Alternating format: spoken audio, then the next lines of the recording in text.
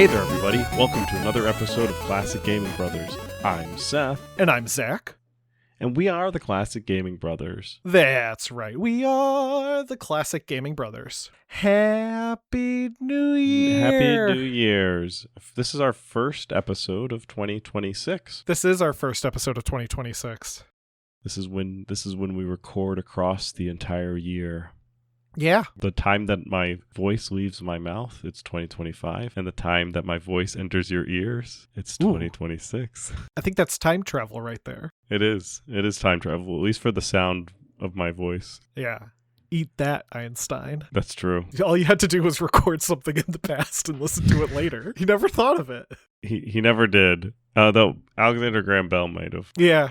As history dictates, our New Year's Eve episode is when we do a giant buy-weight pass. If you're unfamiliar with the buy-weight pass, many years ago, we had a segment at the end, instead of our Retro Rewind, called the buy-weight pass segment, where we would look at games and then we would talk about them and whether we were excited to buy them, wait, pass on them, which I guess we're not excited if we're passing on them. But ultimately, it was the buy-weight pass. It was a little bit of a buying guide that we put together, and that was our third segment in our show. It went on vacation for an extended period of time and was replaced by the Retro Rewind, but ultimately we have relegated the buy-weight pass segment to our New Year's episode where we just do a buy-weight pass. Yeah. But before that, Zach, what have you recently been playing? Well, Seth, recently I've been playing Fallen Aces, a noir first-person shooter game developed by Trey Powell and Jason Bond for New Blood Interactive and released in 2024. I picked it up during the Steam winter sale, which ends actually on the 5th, which I believe is tomorrow. Fallen Aces is a game where you play as Mike Thane, a down-on-his-luck detective hired by a politician named Victor Waltz to find a missing person named Alexia Price. Alexia Price was also known as Scarlet Whisper, and she was a former member of a group called Aces. Now, Victor Waltz, the politician, is also a retired member of the organization Aces, which stands for the Anti-Crime Enforcement Squad, and Victor was known as Captain Spade. Now, the Aces were a band of vigilante crime fighters who wore costumes and fought bad guys, and then they retired, and now they all appear to be being targeted by a mysterious killer who is hunting down or killing different prior members of the Aces, and it's up to you, Mike Thane, the hard-boiled detective, to figure out what's happening. The game pulls a ton of influence from various places. It has a visual style that's a mix of classic pulp comics, complete with the Ben-Day dots that are visible in the coloring. It's also very similar in visual aesthetic to games like Doom and Wolfenstein, in that it's a 3D game with kind of 2D graphics, if you know what I mean, with like everything's kind of flat. The story itself I found very similar to Watchmen in the sense that it's about a series of killings around washed up retired vigilantes that are largely inspired by 1930, 1940 comic book characters or radio characters. However, I think where the game really shines is that it's really trying to be immersive. A lot of the things are able to be picked up, thrown, drunk, eaten, and used as weapons. For example, if you're fighting some people and you can't find a good weapon to use, there's probably an object next to you that you can shuck at that person to make them stunned before you can go wallop them a bit. I think when I first saw this game, I could easily mistake it, and I think a lot of people might easily mistake it for a boomer shooter. It's got the graphical influence and the aesthetic of other boomer shooters. However, what I will say is that it's probably better to say this game is more like BioShock than it's like Doom. Oh, I definitely thought it looked very boomer shooter-esque. It is not a boomer shooter. You have a scarcity of weapons and ammo. You have to maintain your health by picking up like food items and stuff like that.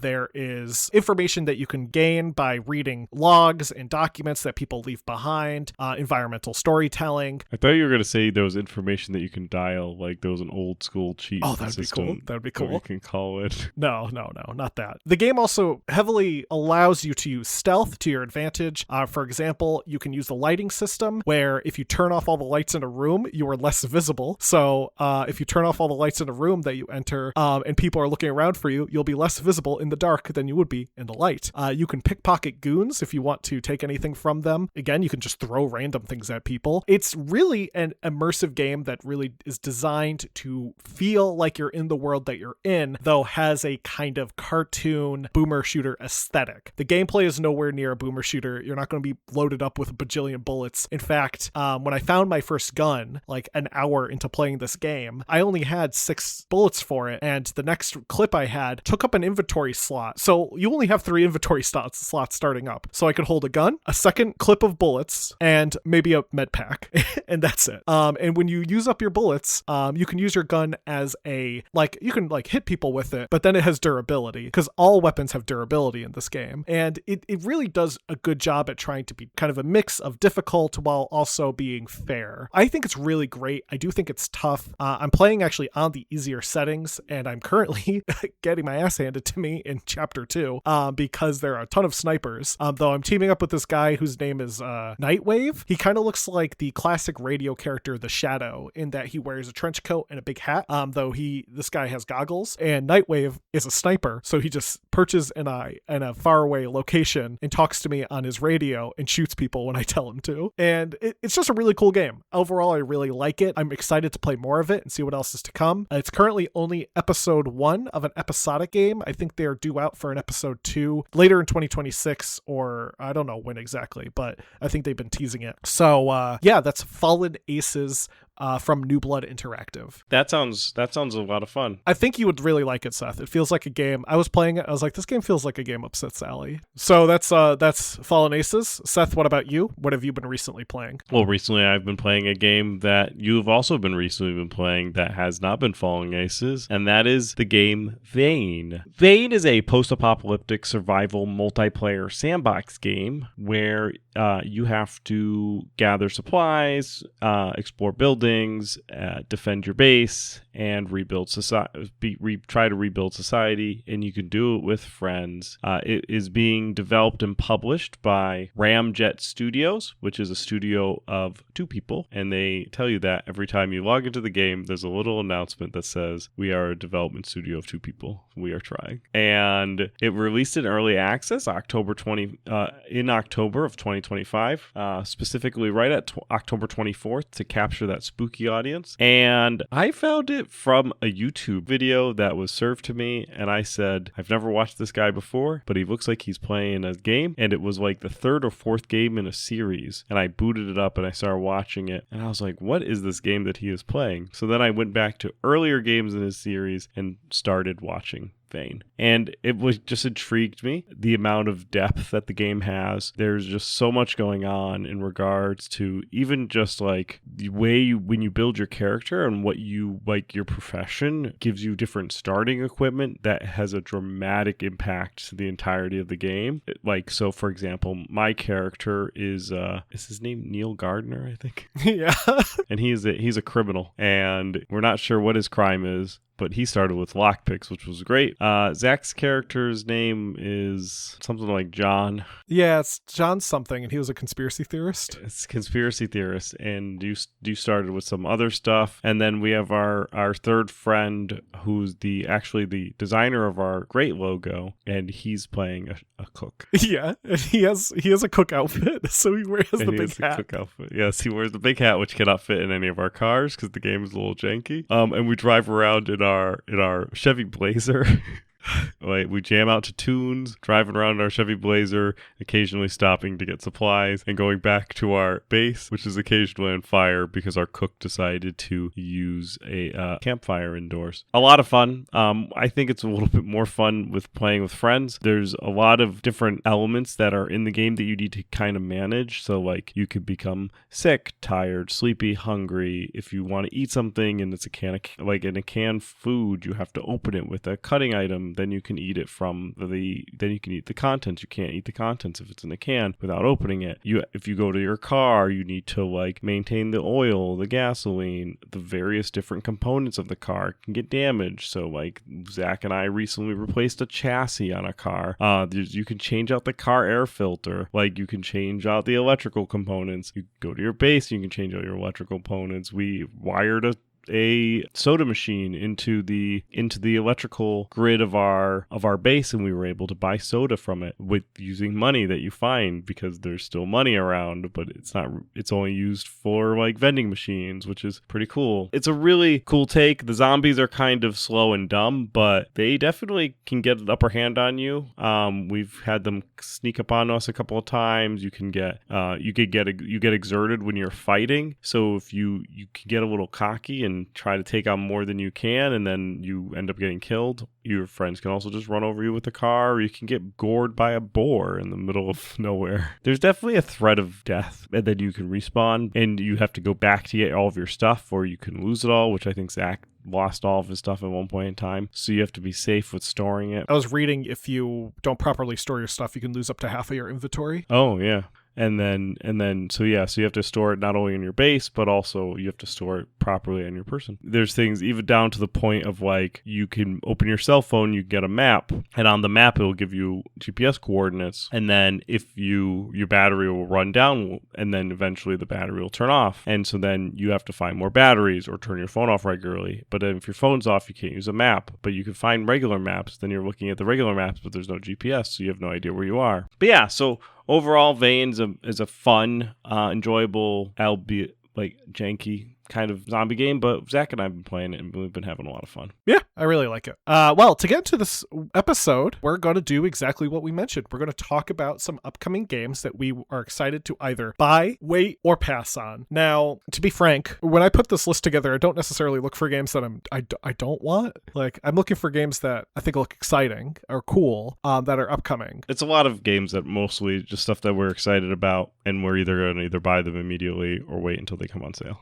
Yeah, I don't think I have a single. I might have a one pass on here, or like a near pass. So, we're just going to get into it. All these games are upcoming to 2026. Hopefully, some of them, who knows? Maybe some might get delayed. But because looking back at our list from 2025, at least two of the games that I had wanted to play in 2025 were delayed or just never released this year, which were Intergalactic, The Heretic Prophet, and Judas, both of which are not out yet. Is Judas the Jesus game? No, Judas is the new game from Ken Levine. I thought it was like the Pope Simulator, except you play as Judas instead of Jesus. No, that'd be cool. I did think about that when choosing some of my games. So I definitely picked games that I know for a fact are going to be coming out in 2026. I will say whether or not I'm hesitant, whether or not the game's going to come out in 2026, and we can check back on this next year to see if we're correct in what games we played. We do have a post-mortem at the end of this segment to talk about the games from last year, in case you didn't listen to that episode, and like what we thought about and where we thought they were. Just as a note, last year we did our top 10, and it was 5 games apiece. For some reason, Zach wanted to do a top 20, and they are not in any order. So buckle up. I'm going to start first. For 2026, my first game that I'm going to talk about, not number 1, just the first one. Not that I'm most excited about it. You don't have to explain it every time.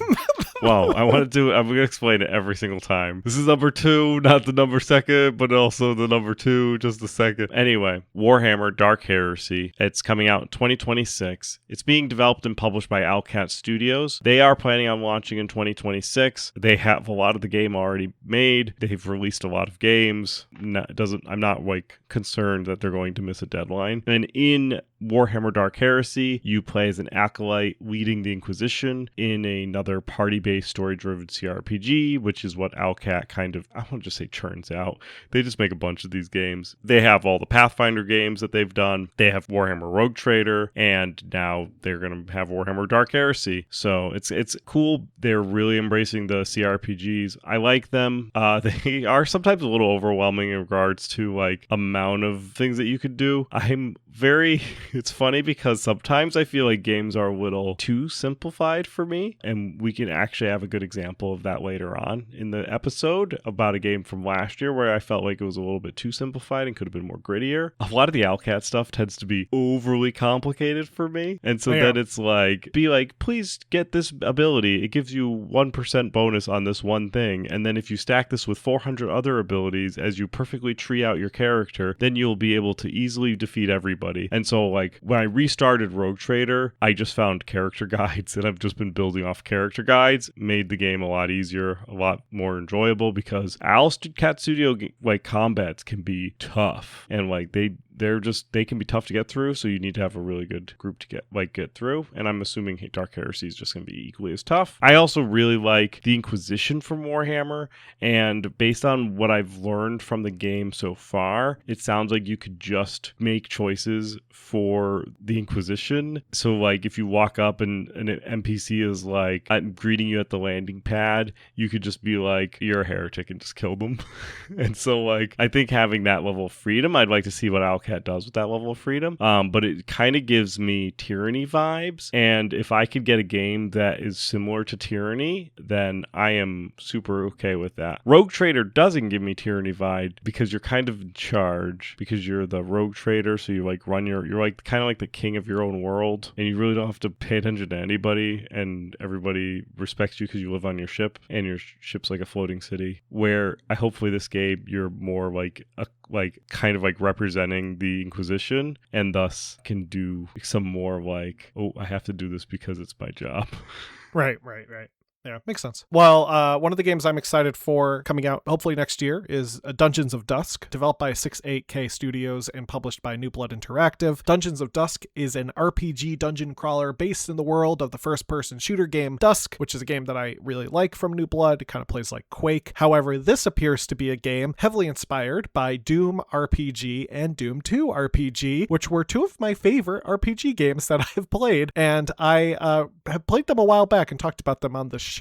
For just a quick refresher, Doom RPG and Doom 2 RPG were originally mobile games that were released back on like Java flip phones, and a few years ago someone was able to bring the first game to PC, and then just recently, as of last year or the year before 2024, someone brought Doom 2 RPG to the PC so that you could play them on a proper screen and not play them on your cell phone. And they're great. They're turn-based first-person RPG games where you kind of have this function of moving in a grid pattern, and every time you move, the computer moves its characters, and you move, the computer moves its characters. It doesn't feel turn-based, but it is turn-based because it moves at such a quick beat. Dungeons of Dusk appears to be taking this exact formula, just setting it in the world of Dusk. The game uses the same first-person turn-based action that's featured in Doom RPG and Doom 2 RPG, but in the Dusk world.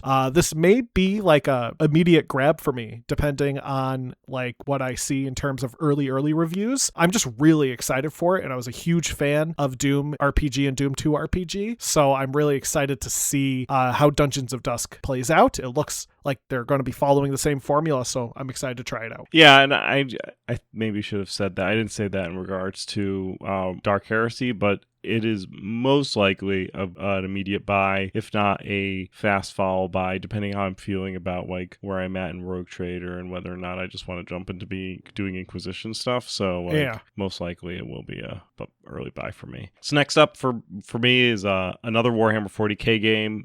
This is Dawn of War 4. This one is being developed by King Art and published by Deep Silver, which is different from THQ, which is the previous one who owned. There was some issues with like licensing and all that stuff, I guess. But now Warhammer 40k Dawn of War 4 is being developed by this studio, King Art, which has done some other interesting games. They're the developers for like Iron Harvest, the Dwarves, the Raven Remaster. So it's an interesting collection of games. And I'm not necessarily sure if it's like these are games that were developed by people who are at King Art now, and they've kind of like got associated with them. Like the Dwarves, I think, was a Kickstarter thing that I owned and now is under King Art. So I just sometimes Steam are like attributes games weirdly. But they're promising that they're returning to the RTS series roots with going back to what Dawn of War was all about with the original games versus the Dawn of War 3, which was not well received. And you can take command of 4 unique Warhammer 40k factions, which are going to be Space Marines, because yes, Oryx, yeah, usually the second race that you're allowed to play, Necrons, because everyone has just a love of Necrons that I don't understand. And Eldar. Oh, nope, not Eldar. Adeptus Mechanicus, which is an interesting choice for an army. The AdMech is actually going to be debuting in a Dawn of War game. They've never been represented in a previous Dawn of War game, so it's an interesting choice. I think there's a lot of cool aspects of the Adeptus Mechanicus. It's a different Imperium faction, such as because the Space Marines are Adeptus Astaris. So they're two different Imperium factions. They sometimes work together. They don't always work together. But they are promising 70 plus campaign missions, as well as some multiplayer modes such as Last Stand, Skirmish, and standard like RTS modes. But a lot of my favorite armies, especially the Eldar, are not represented, which makes me sad. But it also could be something where they add in an expansion pack and they add in more campaigns. It sounds like also that this is the expansion pack that we should have gotten from Dawn of War this is the sequel to Dawn of War that we should have gotten versus the Dawn of War sequel that we did get. And so it's very exciting for me. There's somebody who did a playthrough of already 4 months ago, and it sounds like it's like right up their alley and it's like right where it should be. So I'm excited about it. It's slated to be released in 2026, and I'm just excited that I can be running around shouting Space Marines as I charge. Aren't we all excited? Yeah, it is. I'm very excited and I'm excited to go through the campaign, because I think the campaign in Dawn of War, especially the first one, is a really good campaign. It covers the Blood Ravens, which is a made-up chapter of Space Marines as they go through and have to deal with warp kind of infecting their ranks and all that, and corruption, and very grimdark. So love a good grimdark story. Looking forward to Warhammer 40k Dawn of War 4, which they actually got one of the authors of In the Black Library, John French, who's going to be writing for Warhammer 40k, which is great because he's a writer in the Black Library, which is the material that supports the franchise, which is the grimdark setting, and it's literally great. It's the right person to be hiring to write for the game. So super excited about this one. Next up for me is going to be the game Cassette Boy, which was a game that I only just learned about, coming out in January of 2026, so this month. Coming out later this month. Cassette Boy is an isometric RPG done in the style of a Game Boy game. It's being developed by Wonderland Kazakiri and published by Pocket Pair, and you control the perspective of the world around you based around the idea, does the moon cease to exist when I'm not looking at it? So the world around you is solely based on your own perspective, meaning the moment something is out of your view, it ceases to exist. It removes things that are no longer in your view, and it also reveals things that are now in your view. You can do this to kind of solve puzzles, to find new paths, to do different things throughout this game. It looks really creative. It looks really fun. It looks kind of cute, and it might be a buy for me. I don't know. I'm probably going to see what people say when it comes out, but it really stood out to me when I was looking at the trailers. My next game is Paralives, which is going into early access May of 25th, 2026. I feel like I've been waiting for this game for 1 million years. I believe it first was announced back in like 2017 or something. I think, which feels like almost 10 years ago. I tried a Noise, and it just didn't have the charm of The Sims, and I would go back and play The Sims, but the amount of content that is in The Sims and the FOMO is real, and I always, whenever I play The Sims, I always end up buying one of the newer expansions, playing and like building one house, being like, okay, I've played The Sims, and then closing it and not going back to it for months every single time. So I own a lot of expansion packs, but I don't have a lot of hours in the game because I just, every time I'll be like, oh, I gotta buy this new expansion. And Paralives has been slated to be a Sims killer forever. It is being developed by Alex Massey and his team and published by their publishing studios called Paralives Studios. I do feel like they've gotten some like VC or some money that's gone through. I don't know when, but they definitely seemed, because they seem like they're a little bit more fleshed out as a studio. They did have an earlier access release earlier in 2026. They pushed it to May, and they have been having a developer play the game, I believe weekly, on stream and showing off the game where it is in its current state. So it's kind of cool.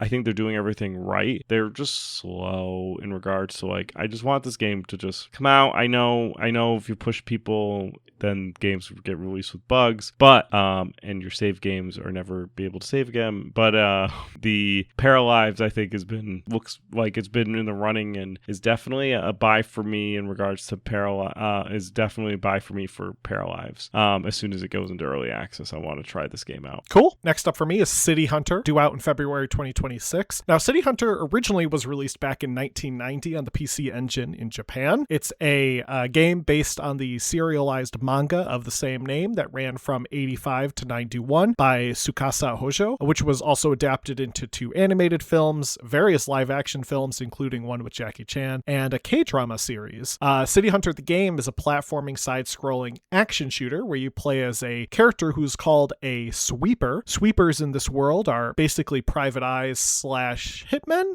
kind of a combination of a private detective and a hitman, and it's set in Tokyo. You take on various dangerous jobs, and apparently your guy is a bit of a womanizer from what I read about the original plot of the manga. But City Hunter has been kind of regarded as one of the forefather of the aesthetic of Vaporwave, that kind of very nostalgic 80s, neo-80s aesthetic that you sometimes see. City Hunter is kind of what spawned that initially in terms of that aesthetic. So I'm excited to see that this game is finally being brought to modern consoles by Red Arc Games and Sunsoft, and it's a due out in February. I'm going to consider it probably, it might be a buy for me. I mean, City Hunter itself, I've heard only good things, and what I really want to do is see, because the information on Steam wasn't super clear, if this is just a port of the game to the PC, or if this is like a full-fledged, like we're doing new music, we're doing new graphics, blah, blah, blah. It showed pretty much the same graphics in all the screenshots, so I think it's pretty much the same graphics.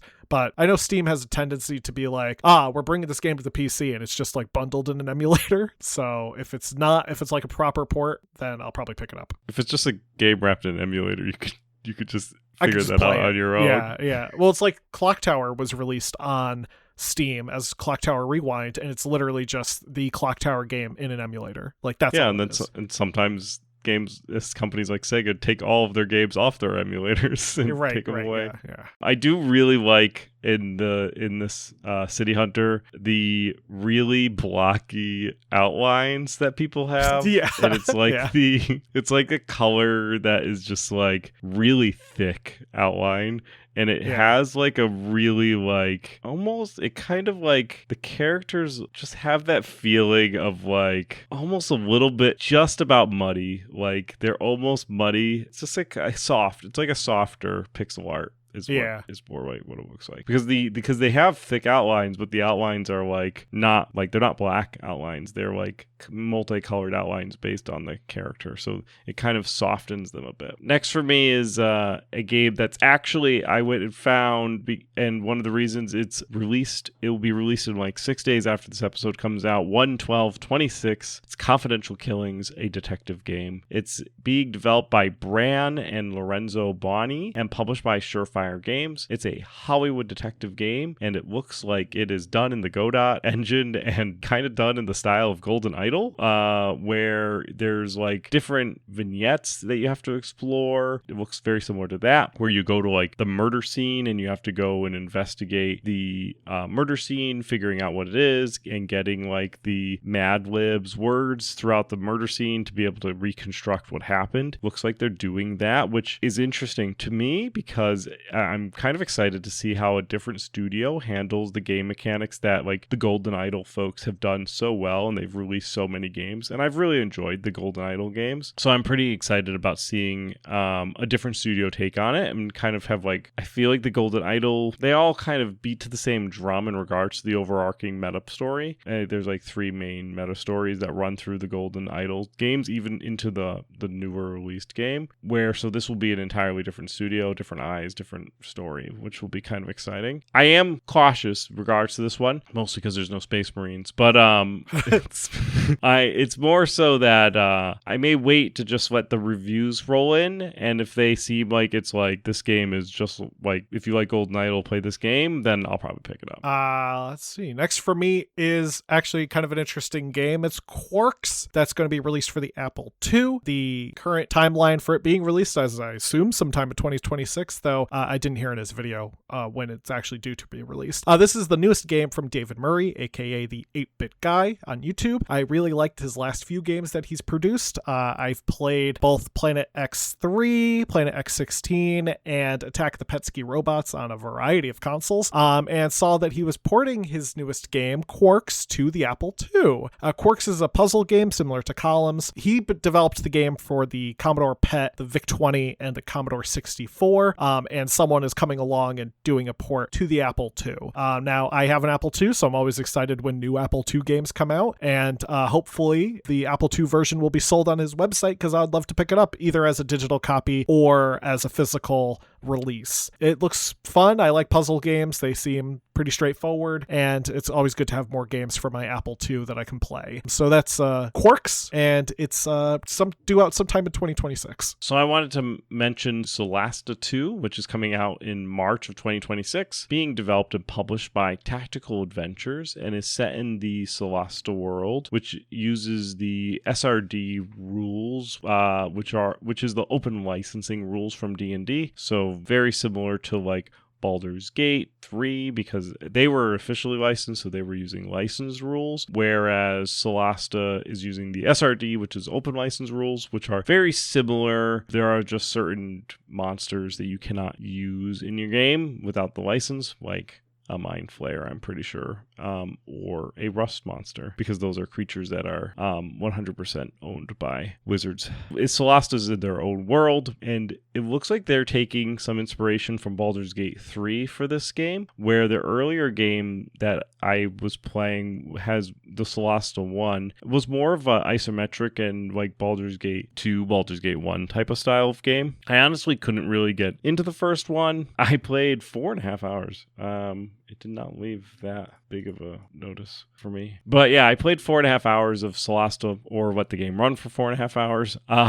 It looks like, though, that they are kind of taking some inspiration to Baldur's Gate 3 in regards to their modeling and maybe getting a little closer to the characters. And I'm wondering, so Baldur's Gate 1 is a tough game to get into, especially if you are getting into Baldur's Gate 1 first. It's a very tough game to get into. Baldur's Gate 2 is very easy to get into and has always been that way. Baldur's Gate 3 especially, super easy to get into. And so I'm just wondering, being that they have had some time, Baldur's Gate 1 and Baldur's Gate 2 is a little bit more of a like apples to apples comparison to Solasta 1 and Solasta 2. Tactical Adventures made Solasta 1 and Solasta 2, and Black Isle made Baldur's Gate 1 and Baldur's Gate 2. And there's like learnings that you get for releasing a second game after releasing the first game. And so I'm wondering if Solasta 2 is going to be like their learnings that they learned in the first one through all the work on that they did with the first one. So I wonder if it's actually going to be a sleeper hit for me. I'm going to still put it down as a wait, and I'll wait till some of the reviews come in. But I'm definitely like looking out at this one, so we'll see. Next up for me is Resident Evil Requiem, due out in February of 2026, developed and published by Capcom. This is the newest game in the Resident Evil universe, and it's supposed to be a return to form to the original third-person style of gameplay,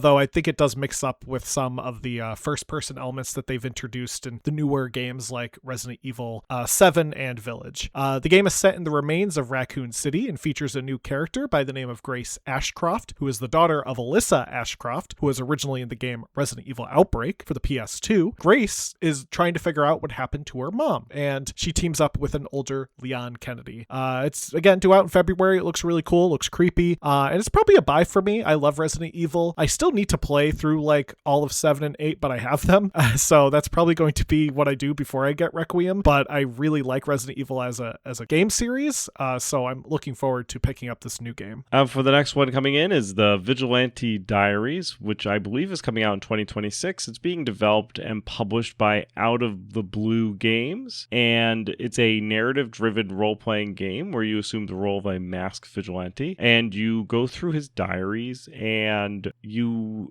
can walk around first person in the hideout, but you like play through the story through your journal as you like remember your like interactions with people. I played through the demo in one of the Next Fests either last year or the year before, and I really liked it. It was really, really enjoyable. Out of the Blue Games developing it, who also developed one of my favorite games of 2024, the American Arcadia, which is also 100% recommend. It's such a great game, and I'm excited to see the work that they do with Vigilante Diaries. I hope that they bring some of so in American Arcadia, there was a very like atypical style of game where there was like a first person mixed with a run to the left to right, like a motion movement game like Limbo, where it's like you're always moving to the left to right. So that was kind of like that American Arcadia kind of shtick. Excited to see if they do something with Vigilante Diaries which they kind of already are with a first person and a visual novel mixed together. So I'm excited to see what they do with this one. And I'm actually probably like that game. I constantly sit around and think and go, I wonder what's going on with Vigilante Diaries, and like look it up to see where their development's at. So it's probably going to be a game that I buy on day one. Next up for me is 007 First Light, coming out May of 2026. This is the first new Bond game in a while, and also one of the first ones in a while not to be based on any of the movies. 007 First Light is being developed by IO Interactive, the same people who gave us the newest Hitman games, and sees you playing as a young James Bond in his earliest missions. It seems to be taking its cues from the early Bond lore and includes even a player model that looks a lot like the early illustrations that were found in the original Ian Fleming books, and I think it just looks really cool. It's a third-person action game, kind of, it looks, at least from what we've seen, kind of has the Hitman vibe to it, just with a bit more action as it's 007. I think IO Interactive was able to do Hitman really well, and I think if you kind of translate that to James Bond with a bit more flair, so basically you do Hitman the way I play Hitman, which is you just start out quiet, but then everything goes chaotic. It's going to be a good game, and I'm excited to try it out. That's due out in May of 2026. I'm going to consider it a wait until probably after the initial release, as it does take a bit for a lot of bigger games, I feel, to get fleshed out, especially with first day bugs. But yeah, looks exciting. And it looks like it's dropping in at the MSRP price of $69.99. That's another reason to hold off. Yeah. Maybe one of those good ones to see, like, just wait a little while and see if it drops on sale. One of the games that I saw was Starfinder Afterlight, which looks like, according to their Kickstarter, they're planning on delivering it in June of 2026. As most Kickstarter games, I'll believe it when I see it, but it's being developed by Epic Tellers Entertainment. That's nothing against Epic Tellers. That's just against every Kickstarter game that I've ever backed forever. And but Epic Teller Entertainment is tracking on it, and it's a party-based RPG that is using the Pazio's science fantasy universe of Starfinder in it. You will battle across the Pact world and lead a crew and shape their destiny. It seems like almost like a Disco Elysium style / like tactical XCOM-y type of game. Yeah. It looks pretty cool. It appears to be an isometric RPG that has some squad-based elements to it. I like those. I like the Starfinder game that I ran back in the day, and would enjoy seeing a Starfinder game that wasn't run from my mind, but was instead run from a game. So looking forward to that and seeing how that plot plays out. Definitely a wait to see what it looks like once the game gets closer to release. One of the other games that I'm excited for coming out is Atomic Heart 2. Now, Atomic Heart 2 is tentatively coming out 2026. That's what it says from what I see. It's being developed by Muntfish, and it's the sequel to Atomic Heart, which I enjoyed. I thought Atomic Heart was a decent game. The original Atomic Heart is set in an alternate universe where the Soviets were able to develop a liquid programmable material called polymer, which led them to defeating the Nazis outright in 1942. And then a plague breaks out shortly after the war, and the Soviets become kind of the heroes because they have these robots that are now in high demand due to a worker shortage because a lot of people died. You play in Atomic Heart as a special agent, and you're tasked with finding a facility that has a bunch of rogue robots in it. The sequel, from what they show, appears to be set following the events of the first game, where the society is starting to collapse. And I'm excited to try out this game as it looks to be a bit more vast. I think from what I was reading, they want to bring you to different parts of the world as opposed to just setting it in one location. And I think that's one of the places where Atomic Heart 1 kind of struggled for me, is that it tried to do a bit of different places to explore, but it felt very contained. So it doesn't necessarily need to be open world, but it would be cool to see the rest of the world in this universe they've created. It will probably be a wait for me because I assume it's going to be at the standard MSRP of like $69.99. And I liked Atomic Heart, but I also played Atomic Heart for free when I had Game Pass briefly. So I don't own Atomic Heart. So I will tentatively wait for this game to probably eventually go on sale, though it does look cool from what I've seen so far, at least from the trailer they put out for, I think it was the Game Awards. Great. We're going into Aether and Iron, 2026 release, being developed and published by Seismic Squirrel. You are playing in a deco-punk narrative RPG set in an alternate 1930s where there's anti-gravitational technology, and you takes everything, roads, cars, the city, all to the sky. So it's like BioShock Infinite, except it feels in the 30s. More gangster than over-oppressive worship of George Washington. So you have to eventually build up a crew, and that this also has turn-based combat, and there are some secrets that you have to figure out in the floating city of New York. I played the demo, and in the demo during Next Fest, you play as a bootlegging smuggler, and you have to smuggle this lady across like a line, like a city line, and you go into a cool little car chase with your flying cars. I had a fun time. I went into it not thinking that I was going to, and I actually had a really good time. So I'm actually excited about Aether and Iron. Still probably one of those more of like, I got to be in the mood for it, but it's on my wish list, so when it drops, I'll probably swing through and pick it up eventually. The next game I had was, I think, a game I might have talked about a while back, and I don't remember when. It wasn't in our 2025 episode. It might have actually been in our 2020. No, because I don't remember seeing it at PAX. It might have been in our 2024 episode, because this game's been in development for a bit. And this is Mouse, PI for Hire, due out, knock on wood, March 2026. And Mouse, PI for Hire is an upcoming first-person shooter developed by Fumi Games and Playside Studios that features animation heavily inspired by rubber hose cartoons of the 1920s, think Steamboat Willie, and you play as a mouse detective who looks nothing like a certain copyrighted character, and you get into cartoonish gunfights with other cartoon characters. It just looks fun. I don't think it's going to be as like intense as Fallen Aces is, though I do think it's fun that I've talked about like multiple Private Eye games at this point. And Mouse PI for Hire will probably be a buy for me. It's a game that I've been following for quite some time. The animation's really cool. I really like that Steamboat Willie rubber hose aesthetic. And now that Steamboat Willie is in the public domain, I hope that they can maybe do a little fun with that.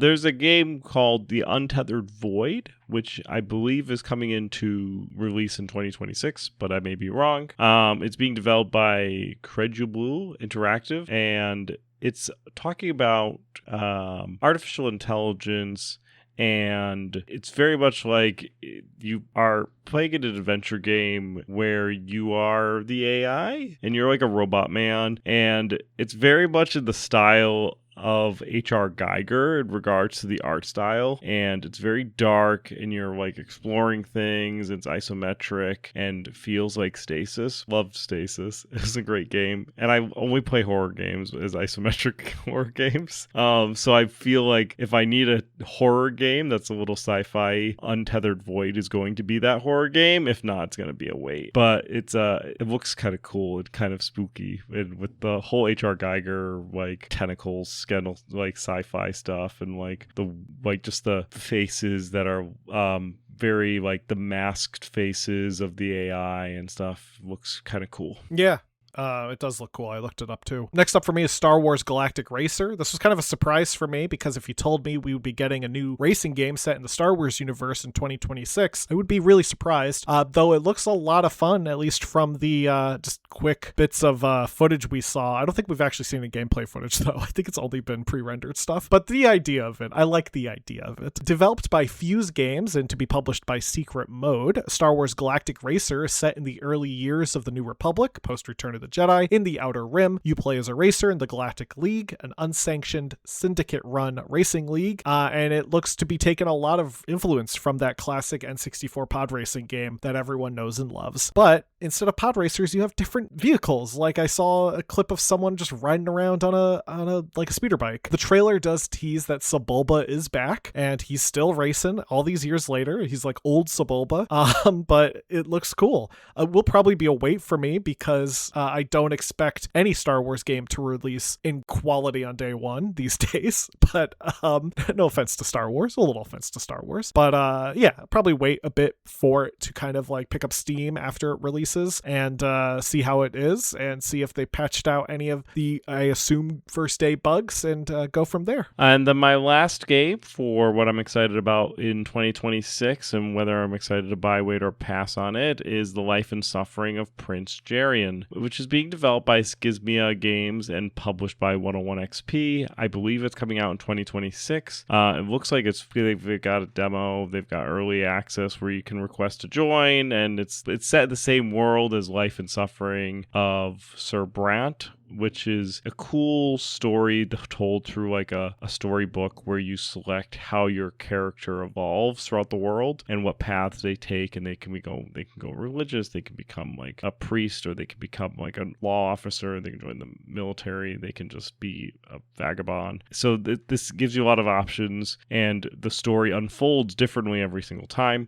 So this game has you playing as a prince of the same world, and so it looks like the path has already been chosen for you, so I'm interested to see what they do. I will probably pick this game up after seeing it come out and then saying I should really go beat Life and Suffering of Sir Brant, then go back and play Life and Suffering of Sir Brant, and then go and play Life and Suffering of Prince Jarian. Now, last for me is going to be Truxton Extreme, TBD 2026, developed by Tetsujin and published by Clear River Games AB. Truxton Extreme is a modern version of the classic shmup Truxton. I just love shmups. I'm bad at them, but I've always been a fan. And I remember playing the original Truxton on our Sega Genesis back in the day. Truxton Extreme pretty much looks like that classic Sega Genesis version of Truxton, but with really nice visuals. And I don't know if it got anything else going for it besides looking like a really pretty game. I didn't see a release date. I think it's expected to be 2026, and it will probably be a wait for me, but I'm really interested to see what people think when Truxton comes back. I think this is the first Truxton game that we've gotten in a while, so it'd be cool to kind of bring back that classic shmup vibe. And before we get into our little post-mortem, so to speak, of the games that we did play back in 2025, I did want to just briefly mention, as I am a film major, was a film major, I like to talk about movies every now and then. There are 5 movies I'm looking forward to seeing in 2026 based on video games, so this counts. Those movies being Return to Silent Hill, which I don't expect to be very good, Iron Lung, which I expect to be decent, that's the Markiplier movie based on the Szymanski Brothers game, Mortal Kombat 2, which I really liked the first new Mortal Kombat movies. So they did one a few years back. I thought it was pretty good. Mortal Kombat 2 looks more of the same in that it looks like it's going to be pretty good. Street Fighter looks amazing. It looks like it's either going to be real hit or real miss. But it's got the aesthetic of a movie that can be amazing, just because seeing Guile with completely flat hair made me so happy. I recently watched 6 hours, 3 hours apiece, of somebody going through all of the lore behind Mortal Kombat and Street Fighter. Oh, it's buck wild, isn't it? And Mortal Kombat is decidedly worse than Street Fighter in regards Mortal to Kombat gets insanity. like insane because it gets very insane because they reset the world 3 times. Yeah, but I think they also try to explain the crossover characters having like canonical reasons to be in the game. Yes. And Mortal Kombat is one of the few games, if not the only arcade game at its time, that had bios for their characters in the attract mode. Right. Versus every other game just being like, this is just a random green dude you could fight as. Looking at you, Blanca. But I think I think we've done an episode on both Mortal Kombat and Street Fighter. Yeah. I just don't know how much we've done into the lores of them. Looking at you, 2026. Lore of Street Fighter, lore of Mortal Kombat. There's definitely some lore to get through. The last of the movies based on video games that are supposedly coming out in 2026. Did you know there's going to be a mortuary assistant movie? Because I just learned that yesterday. Is it about the game? Yeah, based on the game. The janky game that we played? Yes. It's still a janky game, isn't it? I assume it's a little less janky because we played like an early demo of it, I'm pretty sure. But yeah, there's going to be a movie based on the mortuary assistant game that Seth and I played, and it was a little jank when we first played it. And that's coming out sometime next year. Boy, howdy. Am I looking forward to renting that when that comes onto Amazon.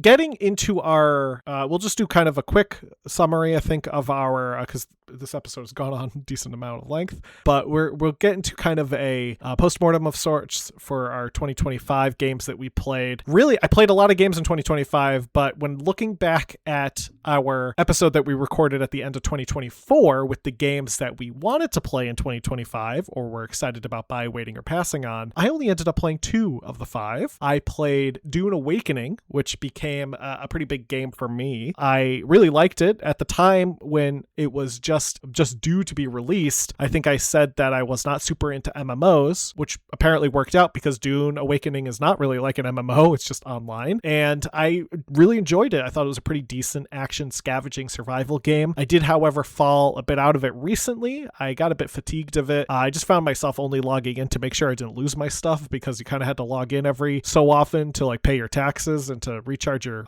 generators. So I'm taking a break from it, which meant I took all of my valuables, I put them in the bank, and then I got rid of my base. I abandoned my base. So someone else can hopefully claim my base, claim the stuff. I'm sure it's been well taken care of now, but I will probably revisit it next year at some point. Though it is going to mean I'm going to need to start moderately from scratch. I do have a good starting place to like jump back in. But yeah, I did really like it. I'm happy it came out. The other game that I talked about last year that I wanted to play was Doom the Dark Ages, which I did get to play. I really liked it. I did, however, feel it wasn't as robust as Doom Eternal. I thought Doom Eternal is, I think that's my favorite of the 3 new Doom games that have come out recently, Doom Eternal. Overall, though, Doom Dark Ages was good. I really liked the combat. I liked the parry system. I liked the shield.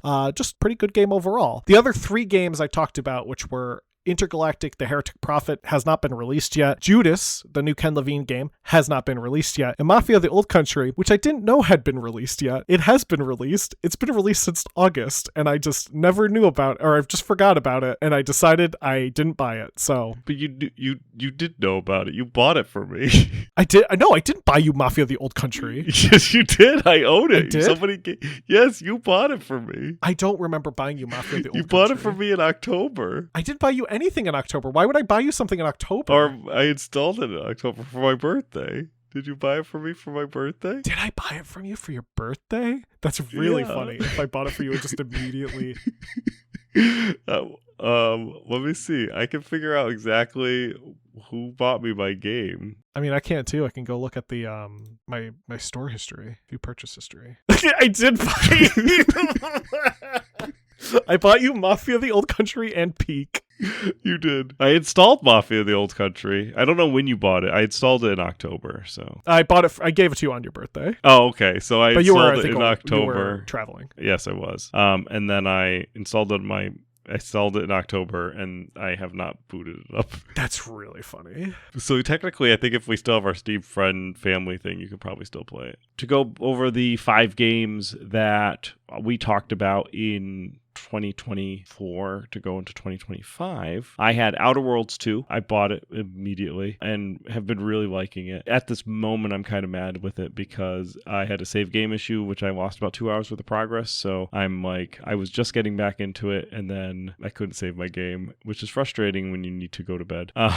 And so I didn't want my game to just be the Outer Worlds computer forever. So I just quit, and then I have to go back and replay it through. I did send a ticket into Obsidian to tell them about the issue because it was supposed to have been fixed in 1.05 and I was playing 1.06. So we will see what they say. They wanted me to take a video and I said, I'm not doing that. I also played Avowed, which was another Obsidian game I was excited about. I bought it. I played it. I like it. It's not as gritty. It's not gritty enough for me. It feels like kind of floaty, if that makes any sense. It just doesn't. So far, hasn't really hooked me in any way. Garrus from Mass Effect, the guy who's the voice actor for Garrus, he's there, and that's always fun. So I play it. I don't dislike it when I stop playing it, but I also don't feel like compelled to play it anymore. I'm not like, man, I wasted my hours. Like after playing my Retro Rewind today, it's not like that, but it's just like, I don't necessarily need to go back to it. I will get around to playing it though. I'm a big Obsidian fanboy still, even though both my conversations with both the games that they both made seem a little off, but Outer Worlds 2 I like Outer Worlds 2 more than I like Avowed. Wolf Among Us 2 was one of the other games. It might be a dead game. Apparently the Dispatch folks, the people who made Dispatch, did the writing for the game, and apparently Telltale said that they needed more time, and it's kind of in limbo right now. Kingdom Come Deliverance 2, I have still not bought it and kind of still working on beating 1. And then Kathy Rain 2, I bought it. I booted it up. I played it for about an hour. Really didn't know what was going on in the story. Said I should really go beat Kathy Rain 1. Boot up the director's cut and played about 4 minutes of that. The last time I played Kathy Rain was 2016. So it's going to be 10 years since I played Kathy Rain. So I probably due to just play through the entire game again and then play through Kathy Rain 2 with the knowledge that I've more recently earned than instead of trying to question my thoughts from 10 years ago when I have trouble remembering where I went on vacation this year. So now we'll wrap everything up and go into our Retro Rewind. Zach had me play Private Eye for Windows 3.x, which was released in North America in 1996 and in Europe in 1997. It was developed by Brooklyn Multimedia and published by Simon Schuster Interactive, which you may know as a book company, and is based on the works of the writer Raymond Chandler, who wrote the Philip Marlowe Detective, and you get to play the famous Philip in the game. And by play, I mean you get to watch a cel-shaded cartoon version of the game. And by game, I mean mostly a movie. There is an original ending and an alternate ending, but I would agree with Next Generation's review that unfortunately there just isn't much of a game to hang on to. A click or two every 10 minutes does not balance out the hole that it'll leave in your checkbook. Even with the alternate endings and intriguing story, you're better off with Renting the Big Sleep starring Humphrey Bogart. Zach, next week you can play Albion for MS-DOS. Great, will do. Well, Seth had me play Wreckin' Crew for MS-DOS, released in 1998 by Quick Draw Developments and Telstar Electronic Studios. Wreckin' Crew for MS-DOS is not the game I expected when I booted it up. For some reason, I thought it was going to be the DOS port of the classic arcade game Wrecking Crew, which features Mario and Luigi working as guys on a wrecking crew, demolishing a building. No. Wreckin' Crew, in fact, is a racing game where you drive around different cars in various cities, like London or New York City, and you shoot each other with guns and missiles. It's a very kart racer inspired game in that you pick up different special moves, different weapons, and everything is just a little cartoony. It's actually pretty fun, chaotic. The buttons were weirdly mapped when I started the game, but I was able to remap them in the game's actual UI, which is fantastic. A lot of old DOS games don't allow you to do that, so this was a nice feature that I wasn't expecting, was to be able to just go into the options and key binding. Overall, though, I found it holds up actually kind of weirdly, especially if you like chaotic racing games. If you like Mario Kart meets Twisted Metal, because the cars are like regular cars with guns. Not a bad combination. Next week, you can play Shadowcaster for MS-DOS. Okay, that sounds fun. That being said, I want to thank everyone for listening to this week's episode. Happy New Year to everyone, and we're excited to get into 2026. You can follow us on various social medias, Classic Gaming Brothers, CG Brothers Pod. You can find us on our website, www.classicgamingbrothers.com. We're available wherever podcasts can be found. You can email us, classicgamingbrothers@gmail.com. gmail.com. We are also launching a Patreon, which after now almost 6 years of doing this podcast and not having a Patreon open, we're finally asking for money. We're finally asking for money. So if you could bring it to your hearts to help us pay our bills so we don't get red letters anymore, then you can support us at our Patreon. That's right. If it's not up yet, then we'll let you know when it is. And just to clarify, we will not be releasing any content that is paywalled. Oh yeah, no. Content will always be free for Classic Gaming Brothers. Any future content, any random weird content we do, like Mornings with Mike, where it's just a one-off special or maybe a two-off special, who knows? Or a five-off special. Or a five-off special. This is a full sub-series. If we bring Barry back, if we have a whole sub-series with Barry, who knows? We will never paywall our content. So you giving us any money is just going to be simply out of the niceness of your heart, and we will love you forever for it. But don't feel like you're obligated to, but the link will be in the description, and we'll probably have a post on Facebook if it's ready by this time. With that, though, I think that's everything. Seth, am I forgetting anything? Don't play games like my brother. And don't play games like my brother. I've been Seth. And I've been Zach. And we've been the Classic Gaming Brothers. That's right.